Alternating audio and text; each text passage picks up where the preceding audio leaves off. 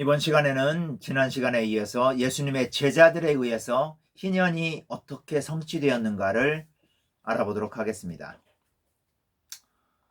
지난번에 예수님의 사역 가운데 나타난 희년, 이 두 경우, 부자 관원의 경우와 삭개오의 경우가 다 누가복음에 나타나고 있는데 여러분들 그거 아시죠? 누가복음과 사도행전은 같은 저자가 썼다는 거. 그래서 사도행전은 누가복음의 후속편이라고 볼 수가 있어요. 그래서 그 예수님의 제자들에 의해서 어떻게 희년이 성취되었는가를 단적으로 볼 수 있는 것이 바로 사도행전 2장과 4장에 나타난 예루살렘 교회가 어떻게 희년을 실천했는가를 통해서 볼 수 있습니다. 사도행전 2장 45절에 이렇게 표현이 되어 있어요. 또 재산과 소유를 팔아 각 사람의 필요를 따라 나눠주며. 그리고 사도행전 4장 34절 35절에는 이렇게 표현이 되어 있어요. 그 중에 가난한 사람이 없으니 이는 밭과 집 있는 자는 팔아 그 판 것의 값을 가져다가 사도들의 발 앞에 두매 그들이 각 사람의 필요를 따라 나누어 줌이라. 2장 45절에 나타난 재산이라는 단어는 헬라어로 크테마타. 지난번에도 한번 언급했죠. 그 부자 관원 이야기에서 나타난 그 재물이라는 단어가 크테마타다. 그 크테마타는 우리가 생각하듯이 그 재물, 금은보화 이런 의미가 아니고 토지를 말한다라고 그랬죠. 오순절에 예수님의 제자들이 성령을 받죠. 그리고 성령이 그들의 생각을 완전히 바꿔버립니다. 그죠? 그래서 어떤 생각에 이르게 되냐면 이제 자신들이 자기 아버지로부터 할아버지로부터 물려받은 그 여분의 땅들, 여분의 집 이런 것들이 자신의 것이라고 주장하지 않게 됩니다. 그리고 그 원래 고유하게 자기 가족에게 가문에 속한 그 땅, 그 집 빼놓고는 나머지를 팔아서 이제 가난한 자들을 나누어 주었다는 거죠. 이게 뭡니까? 이게 바로 희년을 성취한 거죠. 구약시대 때 흔히 성취되지 않았던 그 희년의 정신이 이제 예루살렘 교회에 의해서 성취가 된 겁니다. 다시 한번 강조하지만 여기 부분에서 좀 우리가 주의해야 될 게 뭐냐면 자기 가문에 내려오는 자기 가문에 할당된 집과 토지마저 다 팔았다는 건 아닙니다. 그거는 남겨두고 자기 가족들이 그 땅 가운데서 일을 하면서 생존을 해야 되기 때문에 그렇죠. 그래서 타인으로부터 사들였던 토지를 원래 이제 팔아서 이제 갖다 줬다는 거죠. 이제 교회 앞에 내놓고 내놓으면 그 제자들은 예수님의 12 사도들, 그죠? 예수님의 사도들이 바로 이 재물을 가난한 사람들에게 나누어 준 거죠.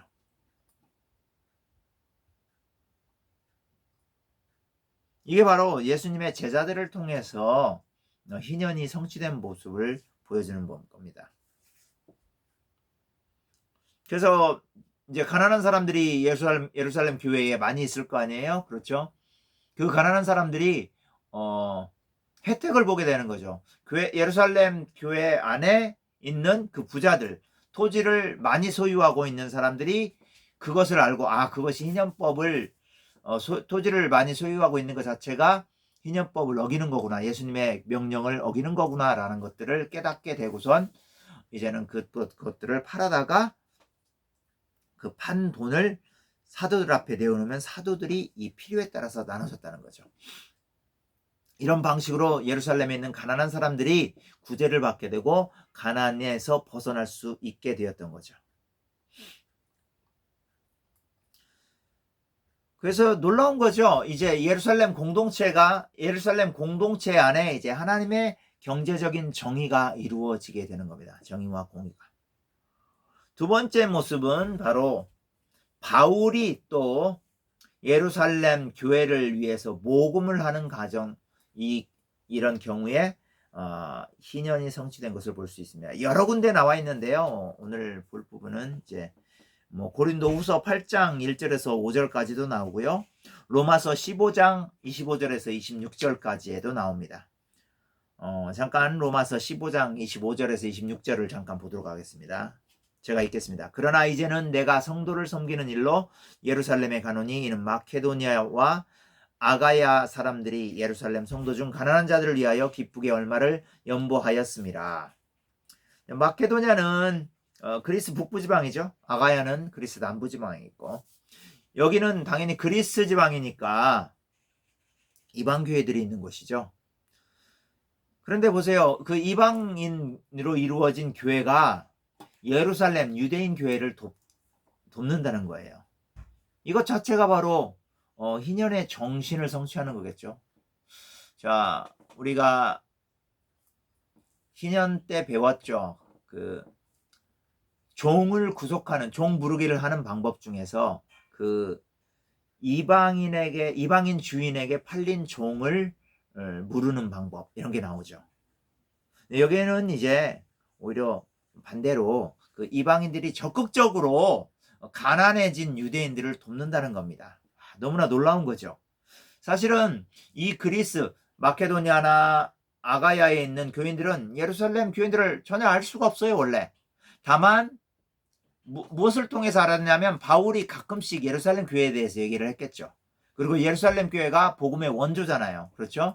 그리고 예루살렘 교회가 예루살렘에 이제 기근이 들은 적도 있었고, 그렇기 때문에 가난해진 경우들 얘기했고, 또 바울은 그 자신의 사역 가운데서 예수님이 하신 것을 따라서 희년에 대해서 많이 강조를 했을 거란 말이에요. 그렇기 때문에 이 바울로부터 복음을 받은 마케도니아 교회와 아가야 교회는 희년을 성취해야 되겠구나. 우리가 저 가난한 예루살렘 교회에게 헌금을 보내는 것이 바로 희년을 성취하는 것이겠구나라는 것을 감지했죠. 알게 된 거죠. 그래서 그들의 충심 어린 마음으로 그들의 물질을 나누게 된 겁니다. 그래서 이방인 교회가 유대인 교회를 돕는, 정말 말 그대로 희년의 정신을 이룬 겁니다. 그래서 이런 방식으로 희년을 이룰 수 있게 된다는 거죠. 그래서 희년의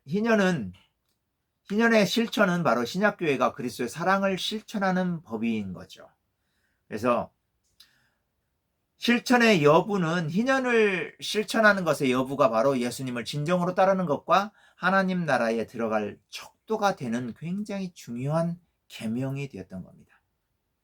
그래서 우리가 그러면 이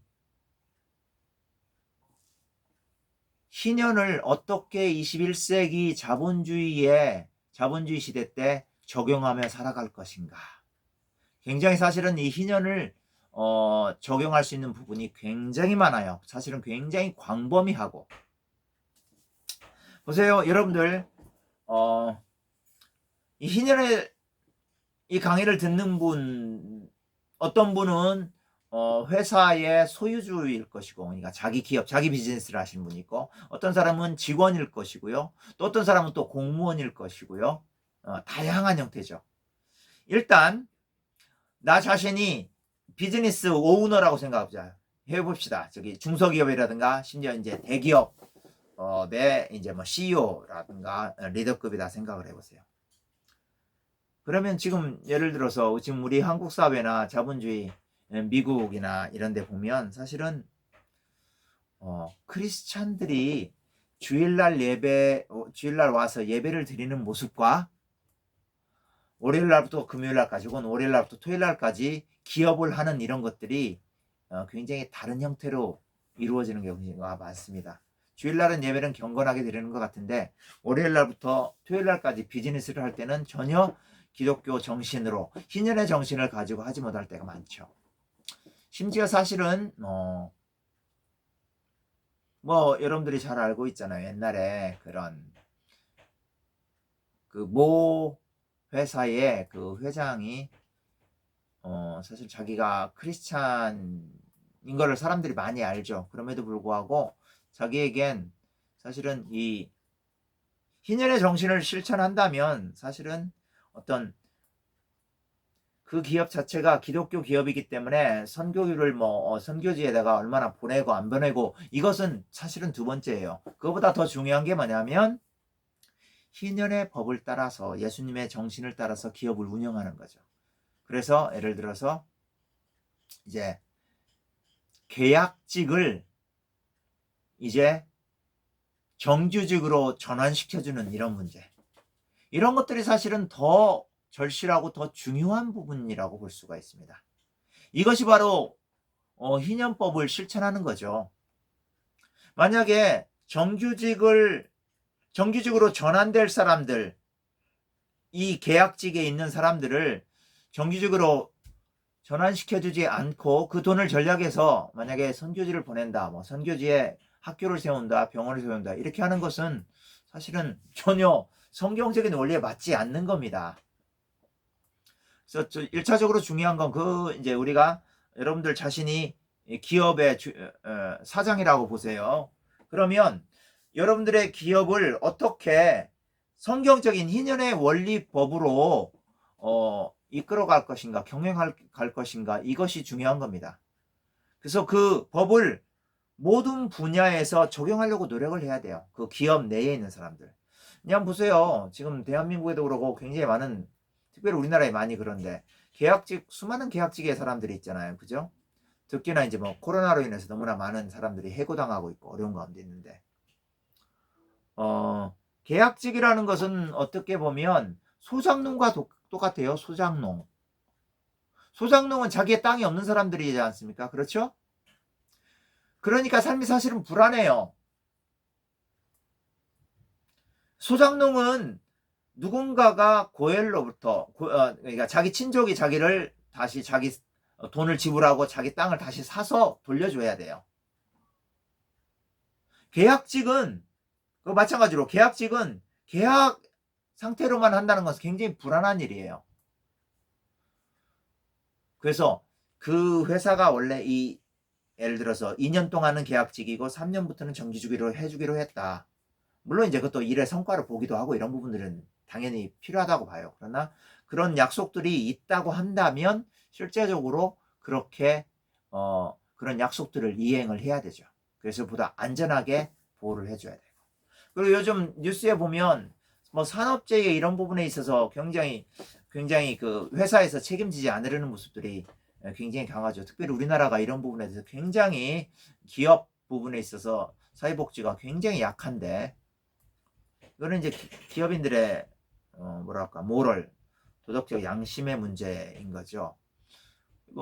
이런 것들이 기본적으로 사실은 마땅히 기업의 사장으로서, 기업의 리더로서, CEO로서 저희가 크리스찬이라고 한다면 반드시 직원들, 종업원들의 사회복지를 잘 생각을 해주고 편의를 봐줘야 되는 거죠. 왜냐하면 희년이라는 것 자체가 우리가 공부했듯이 하나님 나라의 사회복지법이에요. 그래서 너희 중에 가난한 사람이 있으면 안 된다는 거죠. 안 된다는 거예요.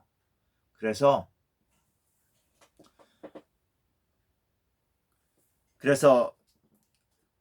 특별히 비즈니스를 운영하고 계신 분이 있다면 특별히 이 희년법을 잘 적용해야 됩니다. 돈을 많이 버는 것이 중요하지 않은 건 아닙니다. 중요하다고 볼 수 있어요. 그러나 더 중요한 건 뭐냐면 여러분들의 비즈니스를 통해서 희년을 실천하는 거예요. 여러분들의 비즈니스를 통해서 여러분의 기업 안에 들어와 있는 경제적인 약자를 잘 돌봐주는 거예요. 사회복지를 잘 챙겨주는 거예요. 이게 바로 희년의 정신입니다. 그래서 여러분들이 회사의 리더, CEO라면 여러분들의 그 비즈니스 직장의 리더고 CEO라고 한다면 부하 직원들, 그죠? 종업원들의 고엘이 되어줘야 된다고 생각하셔야 됩니다.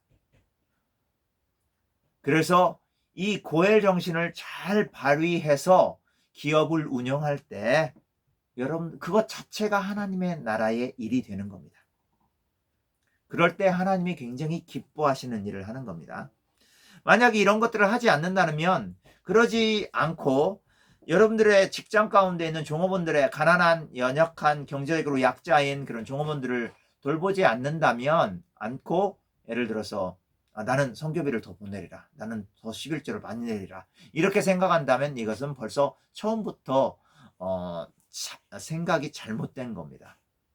반드시 여러분들 CEO라면 반드시 고엘의 정신을 발휘해서 다 돌볼 수 있는 그러한 CEO, 고엘의 마음을 가지고 비즈니스를 운영할 수 있는 CEO가 되어야 됩니다. 마찬가지예요. 자기가 또 CEO가 아니고 평직원이다 할지라도 보세요. 예를 들어서 자, 여러분들이 지금 공무원입니다. 그러면 공무원들 항상 저기 민원들이 오죠. 사람들이 찾아와서 여러 가지 일들을 그죠? 여러분들이 처리를 해줘야 돼요. 여러분들은 그들의 영어로 보면 civil servant죠. 공적인 노예예요. 종이에요. 사실은 공무원들은. 그래서 여러분들이 그들을 잘 돌봐주고 잘 해야 됩니다. 그들을 잘 섬겨줘야 됩니다. 우리나라에 지금 굉장히 많은 문제 중에 여러 가지가 많이 있는데 그 가난한 사람들, 실제적으로 사회복지 혜택을 누려야 되는 사람들이 사회복지 혜택을 잘 그 조항이나 이런 것들 사회복지 어떻게 혜택을 받는가 이런 것들을 잘 알지 못하기 때문에 실제적으로 사회복지 혜택을 받아야 되는 사람은 받지 못하는 경우가 많습니다. 또 받지 않아도 되는 사람이 받는 경우가 많은데 이런 부분에 대해서 사실은 누군가가 와서 얘기를 질문을 하고 문의를 할 때 굉장히 자세하게 잘 얘기를 해주고 잘 안내해 줘야 됩니다. 근데 사실은 보면 저도 제가 이렇게 경험한 바인데 이런 거에 대해서 공무원들이 친절하게 대하려고 안 해요. 왜? 그렇게 친절하게 하면 자기 일이 많아지니까 복잡해지니까 신경 쓰기 싫은 거죠. 여러분들이 만약에 예수 그리스도를 따르는 희년 정신을 따르고 싶다. 정말 예수 그리스도의 제자가 되고 싶다. 정말 나는 진실한 크리스찬이 되고 싶다라고 말하는 공무원이라고 생각한다면 여러분들이 정말 사람들이 와서 요구를 할 때 그것이 정당한 거 마땅히 해야 될 거라면 정말 밑에서 섬기는 자세로 잘 받드는 자세로 일 처리를 해드려야 됩니다. 그래서 그들에게 역시 여러분 자신이 공무원으로서 고엘의 역할을 감당해 주는 겁니다. 왜냐하면 여러분들에게 오는 사람들 빌 게이츠 같은 사람, 워런 버핏 같은 사람들이 동사무소나 면사무소에 와가지고선 그런 어려움에 호소할 겁니까? 그러지 않잖아요. 대부분 가난하고 어려운 사람들이 온단 말이에요. 그런 사람들을 잘 들어줘서 그 사람들이 잘 골고루 복지 혜택을 받을 수 있도록 잘 도와줘야 됩니다. 여러분들이 그거에 대해서 전문가이기 때문에 잘 그런 부분에 대해서 더 공부하고 철저히 어떻게 이 사람이 잘 복지 혜택을 받을 수 있을 것인가 철저하게 섬겨주는 자세로 고엘의 자세로서 고엘의 역할을 그들에게 잘 감당을 해 주어야 합니다. 사실은 우리가 우리의 비즈니스, 우리의 직장 가운데서 희년과 고엘의 정신을 발휘할 수 있는 부분이 너무나도 많습니다. 생각하세요. 근데 한 가지 생각하세요. 희년의 대전제가 뭐라고 그랬죠? 너희 중에 가난한 자가 없어야 할지니라. 여러분들이 비즈니스를 운영하고 계십니까? 그 운영을 통해서 여러분들 종업원들을 가난한 사람이 없도록 돌봐준다고 생각하십시오. 그리고 그 곳이 있는 그 지역사회에 혜택을 줄 것으로 고엘의 그 지역사회에 고엘 역할을 해야 된다고 생각을 하십시오. 여러분들이 평직원입니까? 혹은 공무원입니까? 여러분들의 그 하는 일을 통해서 여러분들을 찾아오는 여러분들의 고객을, 여러분들의 민원을 섬기십시오. 이것이 바로 고엘이 그리고 희년제도가 21세기 자본주의를 살아가는 우리 대한민국 크리스찬 그리고 미국이나 전 세계 크리스찬들에게 주는 메시지입니다. 여러분들 항상 여러분들의 삶 가운데서 여러분들의 특별히 직장 가운데서 고엘 정신을 늘 실천해서 진정한 예수 그리스도의 제자가 되어가기를 바랍니다. 감사합니다.